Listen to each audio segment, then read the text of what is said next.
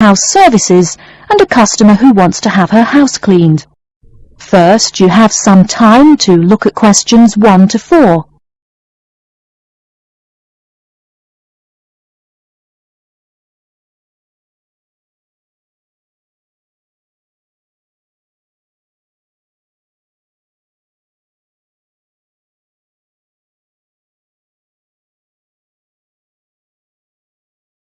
You will see that there is an example which has been done for you.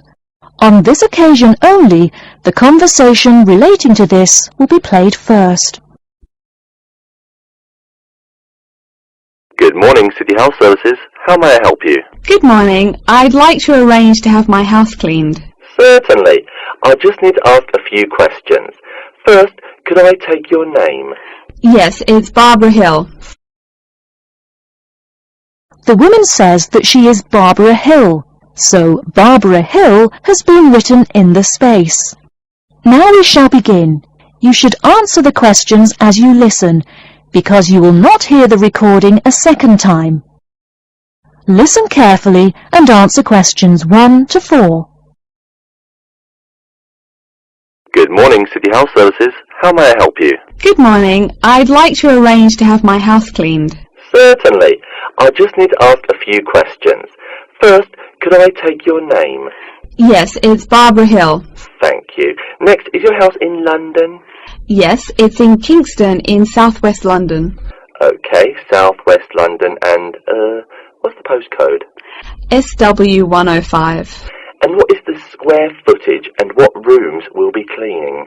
The whole house is 268 square feet, and there is no need to clean all the rooms. I only want to have my bedrooms cleaned. Okay. How many bedrooms does the house have? 3 bedrooms. Oh no, sorry, we used to have 3 bedrooms, but we only have 2 bedrooms now. Are those single bedrooms or doubles? Doubles. Fine, 2 doubles. There's one more room which needs cleaning. It was used as a bedroom before, and now we have converted it into an office. I understand. 3 rooms have got to be cleaned. And are all of those rooms upstairs? Yes. Then downstairs we have a kitchen diner, conservatory and lounge. The kitchen diner is quite large and has the usual equipment: cooker with oven, refrigerator, cupboards and worktops. The conservatory has a lot of plants, but there's no need to take care of them. The lounge has a leather 3-piece suite and a large coffee table. Thank you. And do you keep any pets? Yeah, I really love keeping them. I've got 2 dogs and 3 cats. Okay, then if our staff come over to offer the service, please take your pets away. Have you looked at our service packages? Yes, I have one in front of me. Excellent.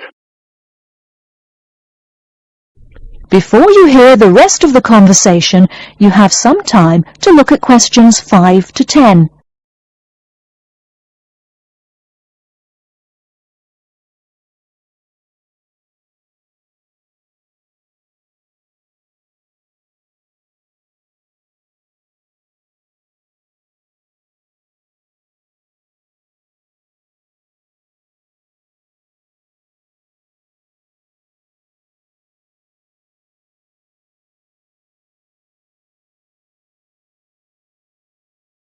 Now listen and answer questions 5 to 10. Any extra services you need? Switching bed linen, work in the garden, clean the glass in the conservatory, that kind of thing? No. Actually, replacing the bed linen, yeah, that would be good. No problem. I'll just make a note of that. How about curtains, mats and carpets? What would you like us to do with those items? The curtains. I'll have to think about that. I think we should have the carpets cleaned really well every quarter. Mats can just be done with the laundry. Of course.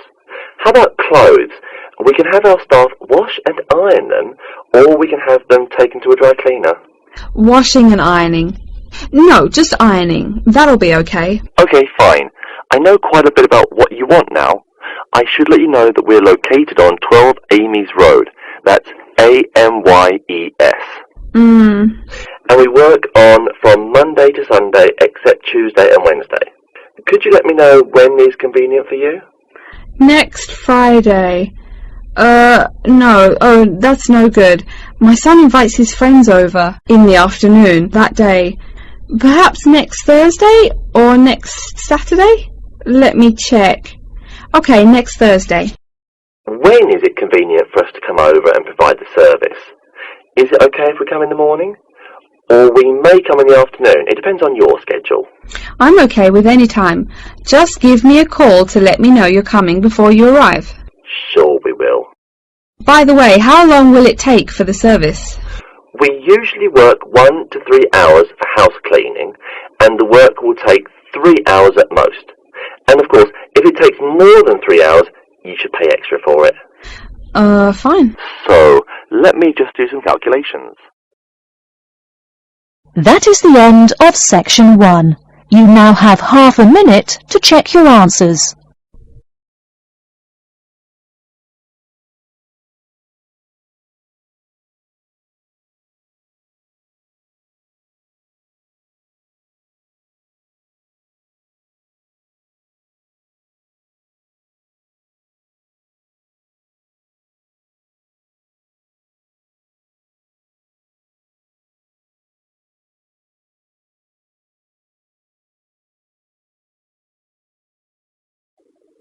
Now turn to section 2.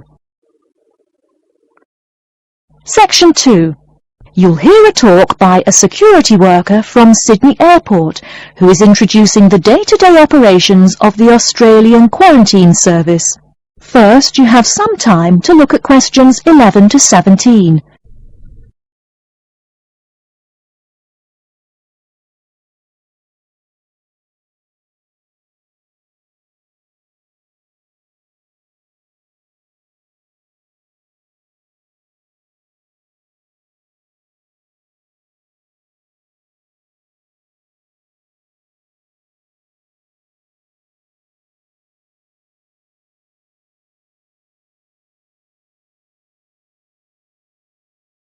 Now, listen carefully and answer questions 11 to 17. Hi everyone and welcome to Sydney Airport. Today I'll be giving you the inside information on the day-to-day operations of the Australian Quarantine Service here. We hope to provide you with a better understanding of why such heavy security regulations are necessary by educating you on how we operate and why we do the things we do. We're not here to try to persuade you to fly through Sydney Airport, though we hope you'll find your experience relatively stress-free and comfortable. First things first, our personnel. Can anyone guess how many people work at Sydney Airport? We have 200 alone working in Terminal 2, so can you guess how many in the whole airport? I heard someone say 360. That's getting closer. What? Did someone say 2,000? That's way too high. Sydney Airport actually employs 440 people. A lot, right? And about half of those employees work in security-related matters. Moving on to our not-so-human employees, let's come and see our favourite pooch, Milton. Milton is our best drug-sniffing dog on the force. He's friendly to most people. You can even come pet him at the end of our tour. Burnouts, beware though. He'll find everything. Notice that even though there are so many of us around him, Milton stays quite calm. This is the precise reason he was chosen for the job. Dogs that are chosen are not predisposed to sniff out different narcotics. That's something we teach them already.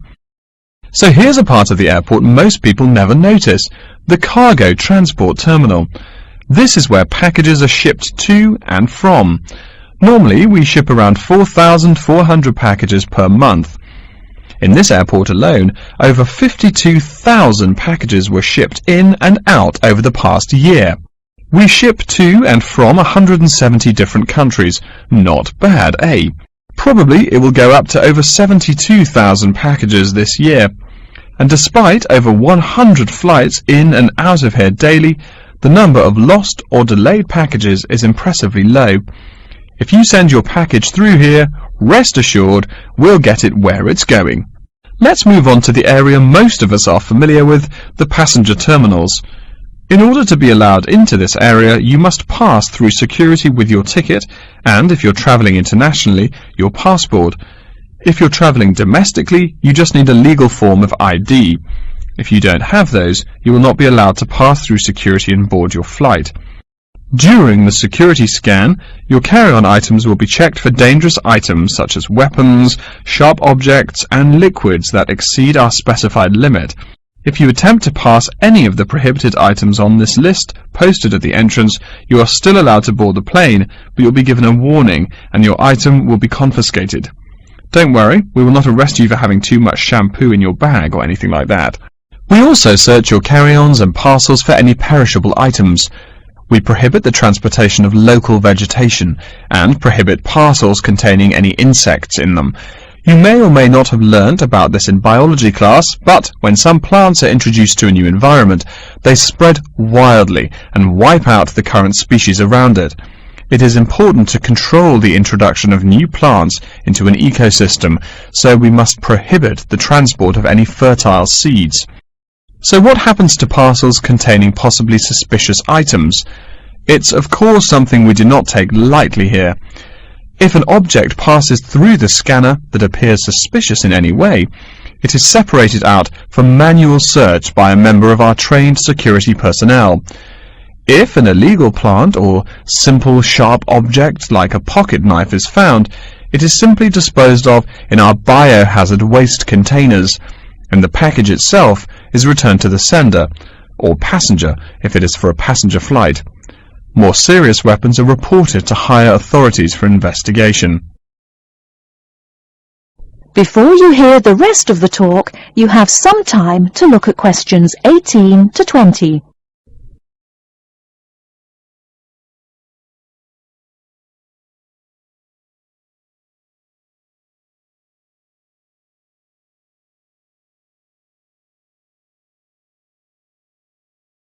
Now listen and answer questions 18 to 20.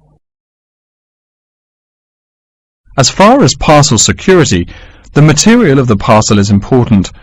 For shipped goods, the most common material used and the most widely accepted is paper. Make sure it is packed sturdy enough with no rips or tears. We've definitely had packages rip open before due to haphazard packing. A more common problem, though, is the package labels. When an item does not make it to the right place, this is the most common reason. The label may not be in the right place or marked clearly enough. If you're receiving any items from abroad that must be declared, please remember our guidelines in order to ensure the timely delivery of your item. Make sure it is packed correctly, and we ask that you notify customs between 2 and 10 days within the item's scheduled arrival date. Okay, before we move on, are there any questions? That is the end of section 2.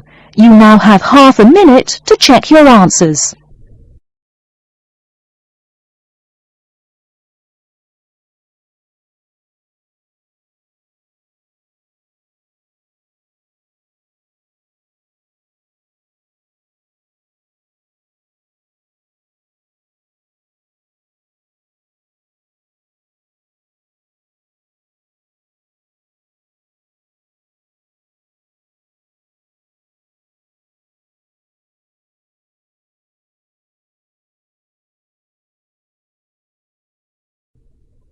Now turn to section 3. Section 3.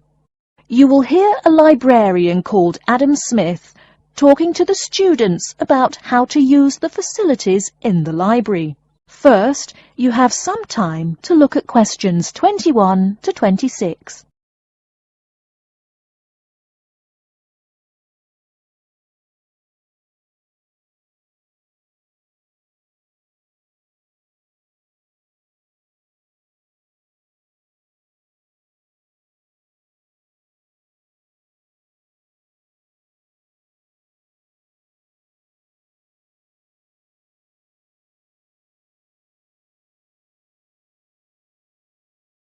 Now listen carefully and answer questions 21 to 26.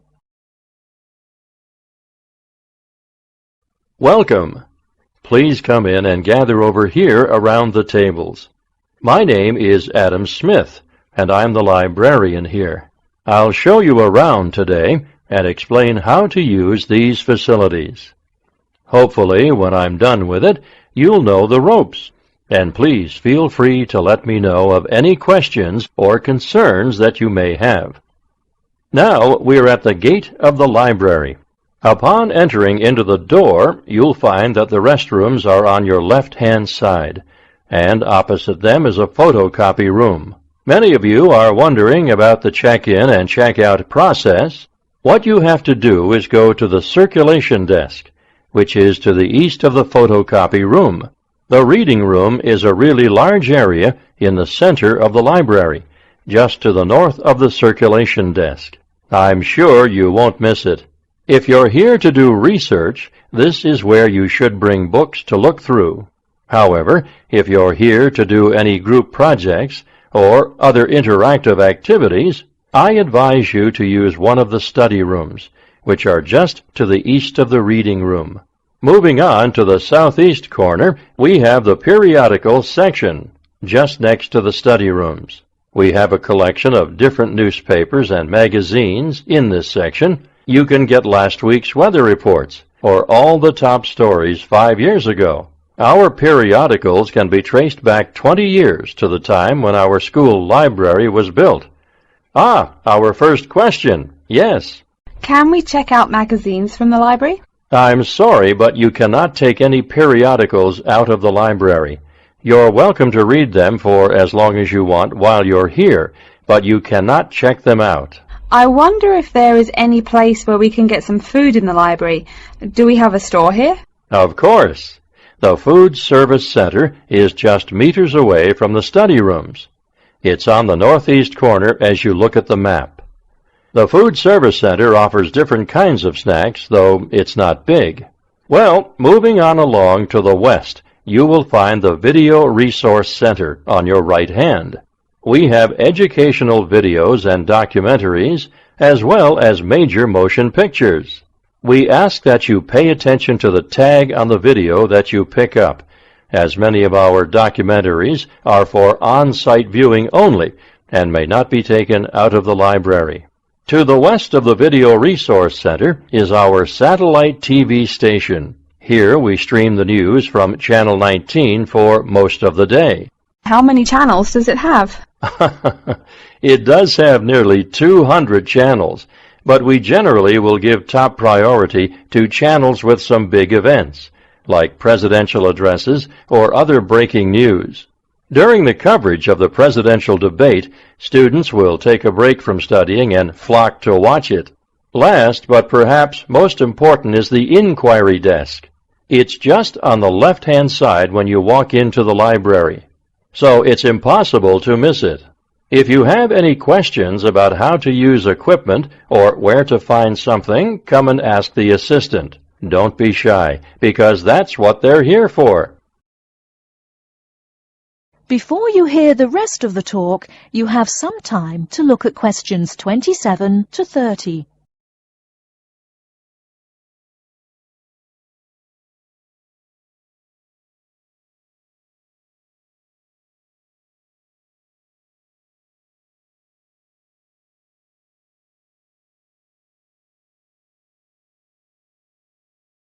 Now listen and answer questions 27 to 30.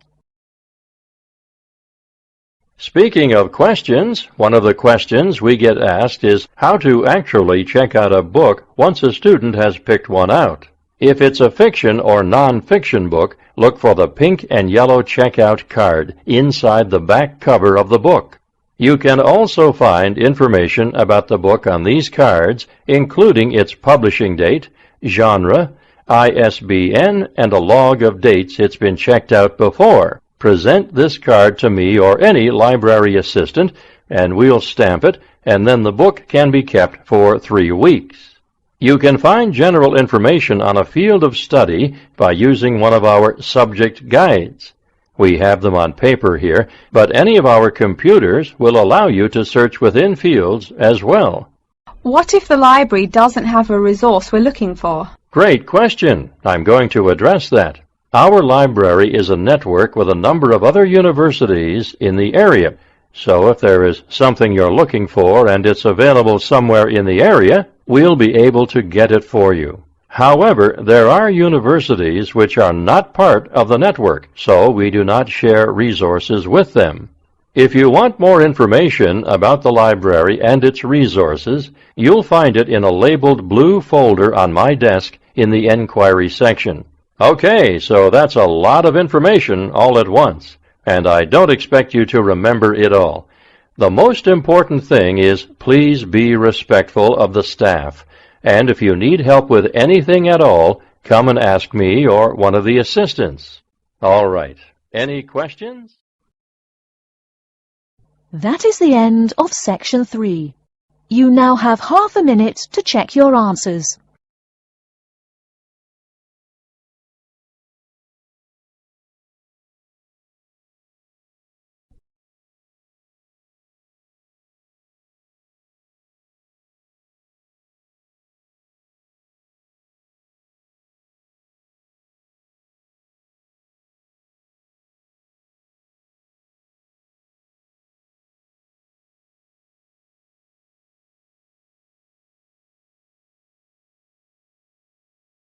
Now turn to section 4.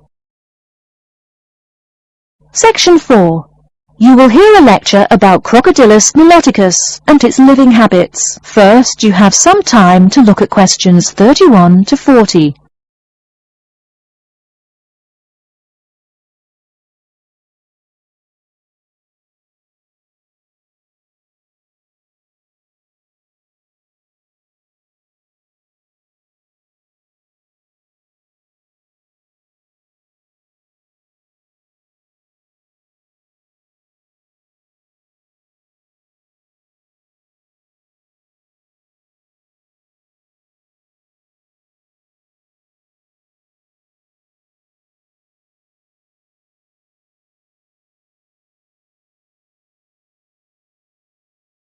Now listen carefully and answer questions 31 to 40. Good morning. Today we will continue our study of Crocodylus niloticus by talking about its living habits. We've already discussed the evolutionary attributes that set it apart from its crocodile relatives. Does everyone remember that? Yes, it has an extremely narrow snout and 3 or 4 rows of protective scales on its back, as compared to 2 rows on other members of the Crocodylus genus. Let's take a look at how these carnivorous man-eaters live, where they live, and finally, whether they really deserve their vicious reputation. To start, I'd like to address a great question posed to me by a student during yesterday's office hours. We talked about the distribution of crocodiles in Africa and saw that they are highly concentrated in the south and west of the continent. This student noticed that on the map displaying the distribution of crocodiles across Africa, there were no crocodiles in the northern region, and found no mention in the literature of the existence of crocodiles in the north of Africa. Why might there be no crocodiles in North Africa? Let's save this question for later in the lecture. To find out more about the social habits of the African crocodile, one researcher named Tara Shine of the University of Ulster in Northern Ireland conducted a survey of the wetlands in Mauritania and received reports of 46 crocodiles living in one group, or float as we say when referring to crocodiles, though the usual number is a little less than half of that. In general, crocodiles are more highly concentrated in wet subtropical environments, near bodies of water and rich vegetation. While South American crocodiles thrive in cool rainforests, the African crocodile is more equipped for heat. Though they can survive at the hot temperatures found in some deserts, they are not equipped to handle dry climates, and thus cannot survive in places like the Sahara Desert of North Africa. As cold-blooded animals, crocodiles' core temperatures fluctuate from their average of 38 degrees Celsius as external conditions change. Thus, they need to avoid extreme temperatures. Others live an underwater life, keeping a body temperature close to that of the water. As their own unique method of regulating their body temperatures, some African crocodiles have made dens by digging holes in the ground to provide themselves with a cool, dark place to retreat from the hot African sun. Speaking of the hot African sun, let's go back to the question asked at the beginning of the lecture. We know that there used to be crocodiles in northern Africa, yet today there are none. What are some possible explanations for this? Some students have suggested that the African crocodile has evolved from a desert creature into a wetland creature, thus causing them to migrate south for more appropriate conditions. Others presume that the crocodile was hunted out of northern Africa by a fiercer predator. While these are intelligent guesses, the real story is a little bit different. The key to this migration is that the Sahara Desert did not always cover the north of Africa. About 8,000 years ago, the land was fertile wetlands, perfect for breeding crocodiles. Over time, though, the area dried out and the wetland slowly turned to desert, leading the African crocodile to migrate south to the marshlands they call home today. Some crocodiles did, however, adapt to living in dry conditions. In Mauritania, some crocodiles have learned to survive in an area where they can go up to 8 months with no water, by spending the driest of times in what's called a torpor, or short period of hibernation. To utilize every bit of rainfall, these desert crocodiles dig underground caves that collect runoff, thus staying cool and hydrated. During the mating period in November and December, males attract females to their viciously protected territory through a number of behaviors that range from snapping their jaws all the way to sending infrasonic pulses through the water. Afterwards, the female digs a hole up to 60 centimeters in depth to store the eggs for an 80-day incubation period. The female protects these eggs during the period, and sometimes even helps crack the eggs with her snout at the end. These teeth-gnashing carnivores are softer than we think. Although these vicious creatures have attacked humans on a few occasions, the residents are not afraid of them. In fact, they show a great deal of reverence towards these wondrous creatures. Some say that crocodiles bring water to their habitat, so if they leave, they will bring the water with them. Obviously this is not true, but it demonstrates the admiration the inhabiting people have for crocodiles. Generally, crocodiles do not predate on humans. They attack when humans populate the crocodile's habitat, instilling fear and uneasiness in the crocs. Like any other species, crocodiles are known to attack when feeling fear. There's still a lot more to be discovered about the African crocodile. Researchers want to know more about the population size, how many crocodiles inhabit Africa in all, how they form separate floats, etc. There is still also much to learn about migration patterns and relations to other populations of crocodiles now found in other parts of the world. Next time, we'll examine a few specific case studies of crocodile populations in southern Africa. That is the end of section 4.